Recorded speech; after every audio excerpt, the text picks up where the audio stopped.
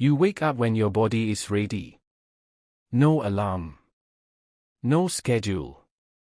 No place you need to be at any particular time. Morning light filters through gaps in the shelter roof. The air carries the smell of last night's warm embers. Around you, others are still sleeping, some curled near the dying fire, some stretched out on soft ground. Nobody is in a hurry. For 300,000 years, this was not a vacation. This was every single morning. Today, the average person wakes to an alarm, rushes through breakfast in 15 minutes, and spends more than 8 hours sitting in front of a screen. But if you ask what ancient humans, your actual ancestors, really did all day, the answer will surprise you deeply. It was not endless labor just to survive. It was not running from predators from sunrise to sunset. And it was certainly not the life of fear and misery you may have imagined. So what did they actually do? In 1966, American anthropologist Richard Lee conducted a study that completely changed how we understand prehistoric life. He spent months living with the San people, one of the hunter-gatherer communities that still exist today in the Kalahari Desert of southern Africa. He counted every hour, recorded every activity. The results stunned the academic world. The San spent only about 12 to 19 hours per week obtaining food. 12 to 19 hours. Per week. Not per day. The rest of the time, they rested, talked, played, and slept. Lee called this the original affluent society. Not because they had many things, but because they had enough, and they had time. But let us go back to that morning. Your morning, 300,000 years ago. You sit up. Unhurried. You stretch, yawn, and look around the camp. The fire needs more wood. Someone, usually an older man or an early rising woman, has already started doing that. The familiar smell of smoke. The smell of safety. The early morning is usually the quietest time of day. You eat whatever remains from the night before, if there is anything left. Fruit, tubers, perhaps a little dried meat. Nobody cooks elaborately in the morning. The main meal usually comes in the afternoon, after people return from foraging or hunting. Around mid-morning, your group begins dividing up tasks, not by anyone's command, with no leader directing. Just a deep understanding passed down through generations. Someone will go gather fruit.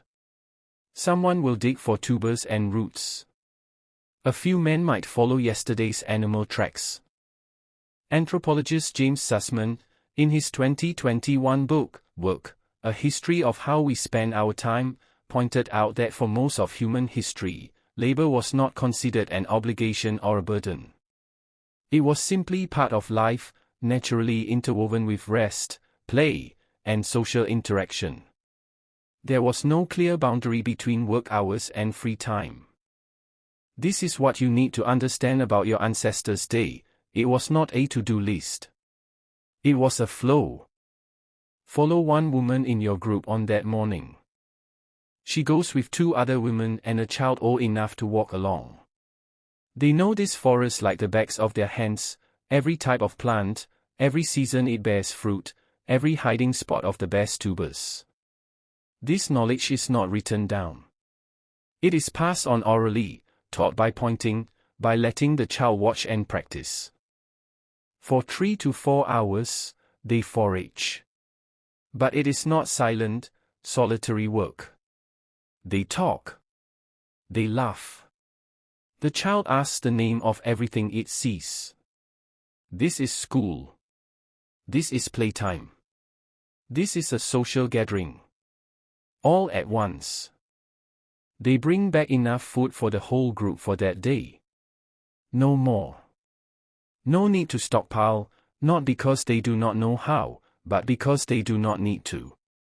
Anthropologist Marshall Solins, In his landmark 1966 essay, The Original Affluent Society, argued that hunter-gatherers were not impoverished because they wanted fewer things than we do. When your needs are small, and nature meets those needs, you are wealthy in the deepest sense of the word. Meanwhile, the men who followed animal tracks since early morning are still out. Hunting was not a daily activity. In many documented hunter-gatherer communities, men returned with a successful kill perhaps only a few times per week, or even less. Unsuccessful days were normal. Nobody who came back empty-handed felt shame. But when they returned with prey, whether rabbit, deer, or buffalo, the whole group shared. This is the most important thing you need to understand about your ancestors' economy. Sharing was not generosity. It was survival strategy. Today you bring back meat, tomorrow someone else will. Hoarding for yourself was not just frowned upon, it was considered a danger to the entire community. Researcher Polly Wiessner from the University of Utah spent decades studying the sharing systems of the Kangsan in the Kalahari. She found that networks of gift exchange, called hexero, connected families across distances of hundreds of kilometers. This was their social insurance network. When one area suffered drought, you traveled to where people who had once received your gifts now lived. That was social intelligence. Not naive generosity. By midday, when the sun rose high, most activity stopped. Here is something nobody told you in school: your ancestors took naps regularly and felt no guilt about it. Research from traditional communities in Tanzania and Bolivia, published by UCLA researcher Jerome Siegel, shows that modern hunter-gatherers typically do not sleep in a single 8-hour block as we are taught, but in several shorter intervals spread across the day. A short midday sleep was natural and common. Midday was for rest, for grooming one another, a social act as important as a handshake or a hug in today's world, and sometimes for play. Children played near the camp. Children of hunter-gatherers have been observed to have more free playtime than any other society studied. No class schedule. No homework. Just play, but play through which they learn to identify plants, track footprints, read weather, and work as a team. Late afternoon was the busiest time of day. Everyone returned. Food was pooled and shared. The fire was built up larger. The smell of cooked food spread through the evening air. And then came what researcher Polly Wiessner described as the true soul of hunter-gatherer life, the night around the campfire. In a landmark 2014 study, Wiessner analyzed hundreds of conversations among the Kangsan, both during the day and at night, and discovered a striking difference. During the day, more than 34% of conversations involve complaints, criticism, and conflict resolution. Around the nighttime fire, that number dropped below 7%. Instead, more than 80% of nighttime conversations were storytelling. Stories of distant heroes. Stories of spirits and nature. Funny stories about group members' mistakes. Stories of strange encounters. Wiessner argued that this was precisely where cultural identity, social ethics, and shared understanding were built and reinforced every single night. The fire was not just for warmth. The fire was the community center. The church. The town hall. The cinema. Around 2.5 million years ago, when your distant ancestors first controlled fire, the earliest evidence found at Wonderwerk Cave in South Africa, they did not simply gain a heat source or a way to cook food. They gained time. Artificial light extended their day into the night hours. And that extra time, according to researchers like Richard Wrangham at Harvard University, was what nurtured language, art, and ultimately human culture.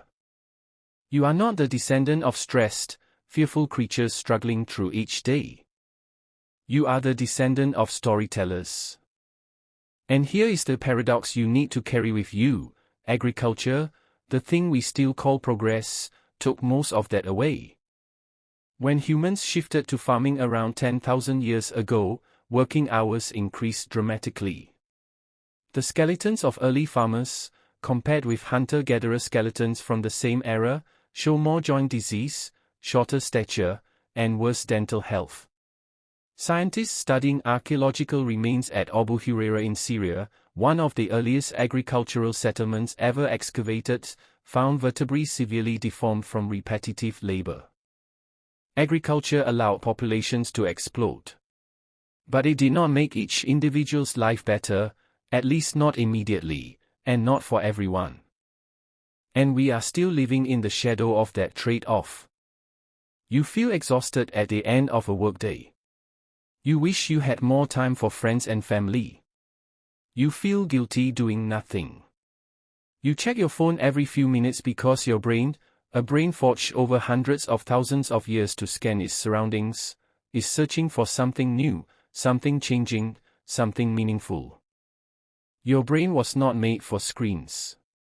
It was made for firelight, for familiar faces, for stories told at dusk. Your ancestors did not have many things. But they had time, community, and stories.